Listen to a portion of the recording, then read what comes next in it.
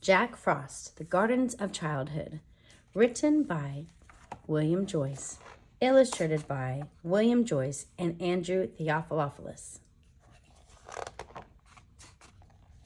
Of course you know the guardians of childhood. You've known them since before you can remember, and you'll know them till your memories are like twilight. The man and the moon brought the guardians together. Santa, the Sandman, the Easter Bunny, the Tooth Fairy, and Mother Goose. They help watch over the children of Earth. But there is only one guardian who is a child himself, and this is his story. There was once a remarkable boy who never grew up, a boy who had 2 lives, and so he had 2 names. We know him as Jack Frost, but once upon a time, during the Golden Age, he was called Nightlight. He was a creature of light with a bright uniform, and he glowed with courage and kindness. His very best friend was the Man in the Moon, back when the Man in the Moon himself was just a very little boy. It was Nightlight's duty to light his friend's way.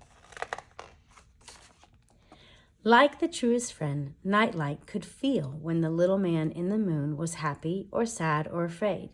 He'd promised the baby's parents that he'd protect him and had even taken this oath. Watch over our child, guide him safely from the ways of harm. Keep happy his heart, brave his soul, rosy his cheeks. Guard with your life his hopes and dreams, for he is all that we have, all that we are, and all that we will ever be. But Pitch, the Nightmare King, hoped to take the Man in the Moon and make him his darkling prince. Nightlight could feel his friend's fear as Pitch pursued them. He would never let the Nightmare King harm the boy. After a fierce and valiant battle, Nightlight saved the young Man in the Moon from Pitch. He brought Pitch and his nightmare galleon down, but this victory came with a heavy price. Nightlight could feel the little Man in the Moon was safe and unafraid, which gave him comfort. His bright uniform fell away, and for days and nights unending, he drifted until all he knew of his life and what had been his name became lost. He was a boy forever frozen in time. Then one night, he felt a light above him, and he once again opened his eyes. When he emerged, he was no longer a creature of the Golden Age, but an icy boy of Earth whose slightest breath or touch brought spirals of frost. And though the Man in the Moon was now grown up, he never forgot his best friend's courage and kindness. The Man in the Moon kept watch. He kept watch as the boy sailed on icy winds, going around Earth from night to day and back again in less time than it takes to sing a lullaby. He kept watch as the boy rode among the clouds while birds of every kind flew through the icy air with him. The rain, the wind, the clouds, and the creatures of the air and forest loved the boy, for he was as wild and as free as they were. But the boy was lonely, and his heart ached for something he could not quite remember. Always cold, he longed for warmth. And as his longings grew, his coldness began to sweep down. The forest changed colors, and the leaves turned to snowflakes.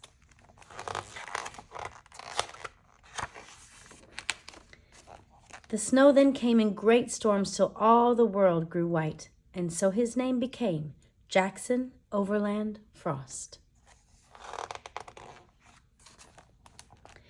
But the Man in the Moon, ever watchful, shined down and helped Jack Frost see what soothed his cold and stormy heart and make him remember.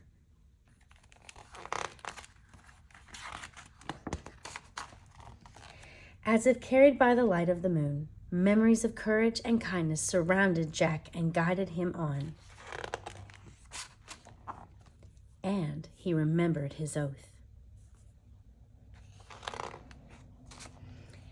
And as his lonely heart changed, so did the oath. I will warm over the children of Earth, guide them safely from ways of harm. Keep happy Their hearts brave, their souls, and rosy their cheeks. I will guard with my life their hopes and dreams.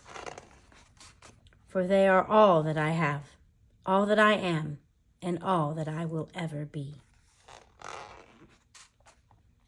And his heart ached no more. You can hear Jack's oath in the song of a bird, or the falling of a leaf, or the changing of the seasons. Like the stars and the moon, Jack Frost will always be there. The end.